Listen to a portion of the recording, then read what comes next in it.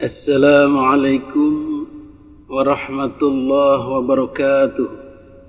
Alhamdulillah hamdan wa syukran ala ni'amillah, salatan wa salaman ala rasulillah. Hadirin para netizen yang dimuliakan Allah subhanahu wa ta'ala, pada kesempatan kali ini kita akan berbicara tentang kasus Rempang yang bikin rempong. Repot urusannya. Istri bertanya kepada saya, "Aa, itu kasus Rempang apaan sih, kok rame betul?" Saya jelaskan dengan bahasa yang sederhana, kasus Rempang itu sebenarnya pemerintah mau bikin pabrik. Terus kok kenapa rame? Karena masyarakat menolak, nggak mau. Kemudian istri menjawab, "Loh, kok nggak mau? Orang-orang di sini mah nyari pabrik itu supaya dibuat, supaya orang bisa pada kerja. Kok ini nggak mau?" Di Tangerang ini banyak pabrik yang pindah ke Jawa Tengah, Jawa Timur. Ini orang Tangerang pusing bukan kepala. Pabrik nggak ada, pengangguran, PHK-an di mana-mana. Maka kita sangat mengharapkan ada pabrik baru di sini. Loh, kok di Rempang mau ada pabrik baru ditolak? Logikanya di mana? Begitu kata dia. Inilah logika dasar perekonomian, kesejahteraan, perhatian pemerintah terhadap warganya.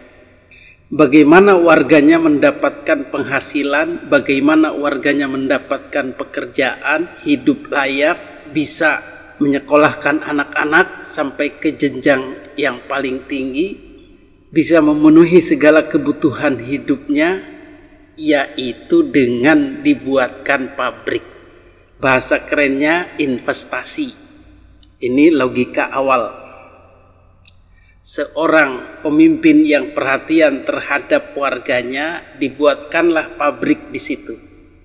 Maka seharusnya warga senang hati dengan catatan bahwa pabrik tersebut nanti akan bermanfaat bagi warga, khususnya dalam menciptakan lapangan kerja, menambah penghasilan warga, dan dalam jangka panjang adalah untuk kesejahteraan warga. Betul? Dan catatan ini sudah tercatat rapi ketika pemerintah membuka investasi-investasi di tempat lain. Maka warga diajak musyawarah, diajak rembuk, dipastikan deal-dealnya, berapa ganti ruginya, mendapatkan apa, nanti ke depannya apakah bisa bekerja di sana, dan seterusnya. Itu sudah terjadi di setiap pembukaan investasi atau pabrik baru atau lahan usaha bisnis baru. Contoh paling heboh terjadi pada warga Tuban, Jawa Timur. Penduduk menjadi kaya mendadak, menjadi miliarder karena ada proyek investasi. Sehingga banyak yang menjadi OKB, orang kaya baru. Mobilnya bagus-bagus, rumahnya bagus-bagus. Ada juga di Yogyakarta, ada proyek tol Jogja Bawen.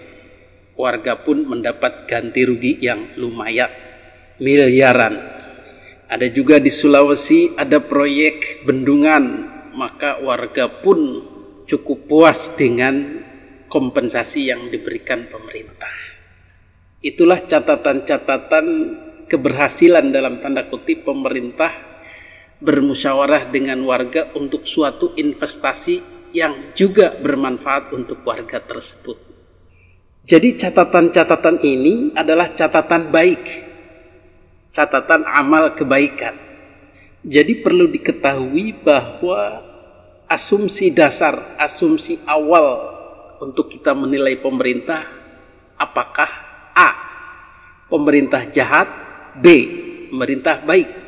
Berdasarkan asumsi ini kita larikan kepada fakta-fakta. Untuk yang berasumsi pemerintah jahat, zalim, maka dia harus menyamakan dengan zaman Belanda, zaman Jepang yang 100% hanya menguras kekayaan, hanya menindas rakyat, hanya memperkaya diri, dan sama sekali tidak ada manfaatnya buat masyarakat. Itu asumsi pemerintah jahat, zalim. Kita buktikan apakah ia seperti itu? Ternyata tidak. Banyak catatan-catatan amal kebaikan dari pemerintah ini untuk warganya. Adapun kesalahan-kesalahan, catatan buruk itu pun ada, tetapi lebih banyak catatan amal kebaikannya. Asumsi yang kedua, yang B, adalah pemerintah baik. Maka pula dibuktikan dengan catatan-catatan amal kebaikannya. Bagaimana pemerintah membuat pabrik-pabrik, bagaimana pemerintah memberikan kompensasi, bagaimana pemerintah mengusahakan kesejahteraan warganya. Itu pun sudah tercatat. Maka asumsi yang berdasarkan fakta ini harus diikuti. Kira-kira saya mau tanya, asumsi mana yang mendekati kebenaran? A. Pemerintah jahat, zalim. B. Pemerintah baik, memperhatikan warga.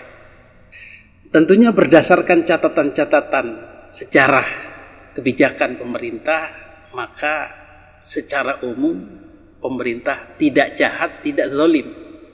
Maka asumsi pemerintah jahat, pemerintah zalim, pemerintah kejam, pemerintah memusuhi rakyat adalah asumsi yang dibuat-buat, asumsi yang tidak tepat. Ini namanya framing. Siapa yang melakukan framing itu? Tidak lain, tidak bukan adalah kelompok yang itu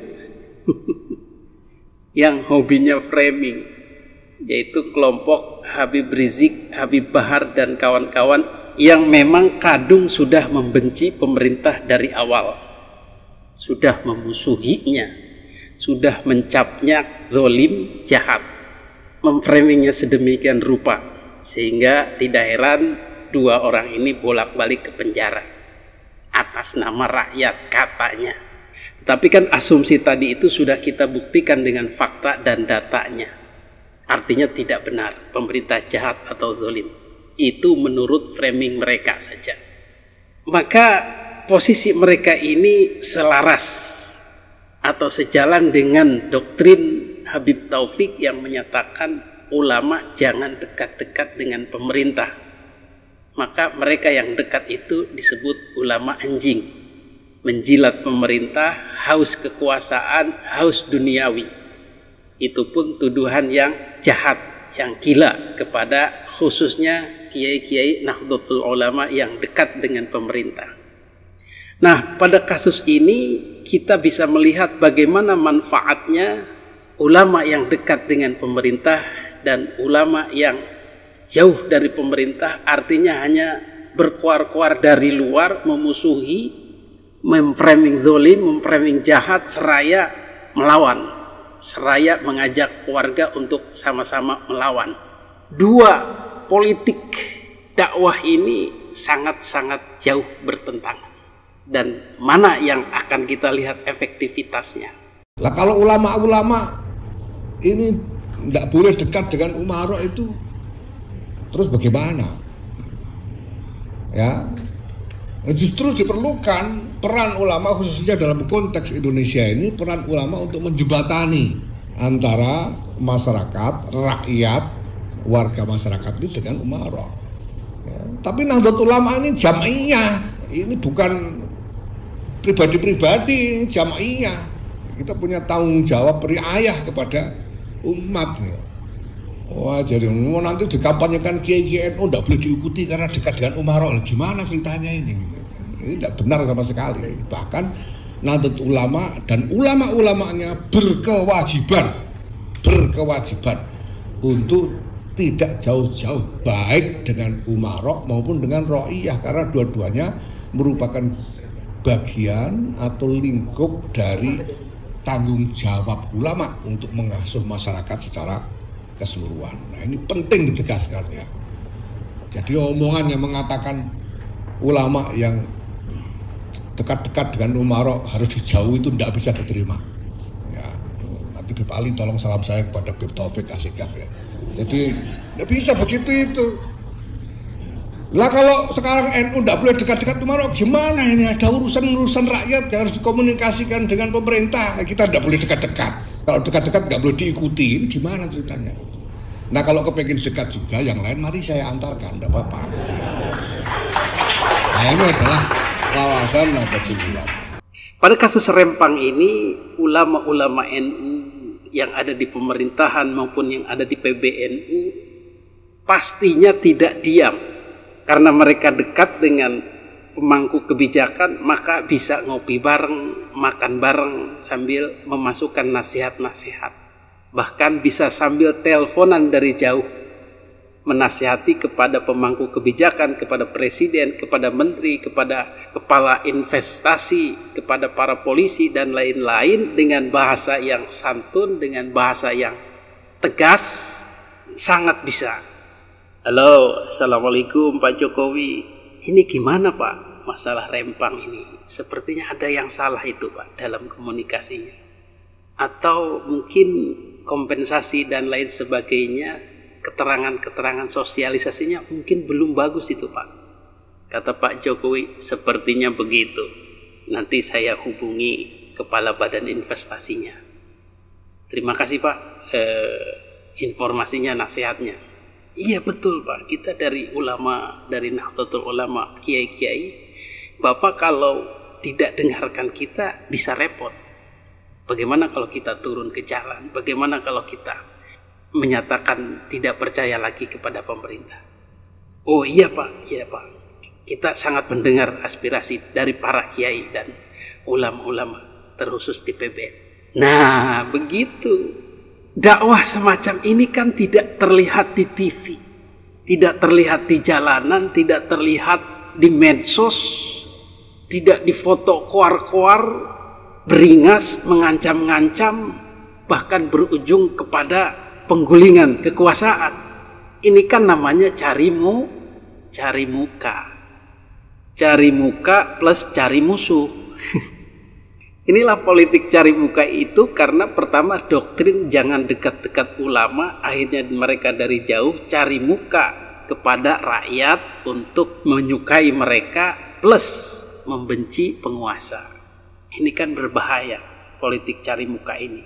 Maka kemudian di medsos ramai, jadi seolah-olah kita nih orang yang perhatian kepada rakyat.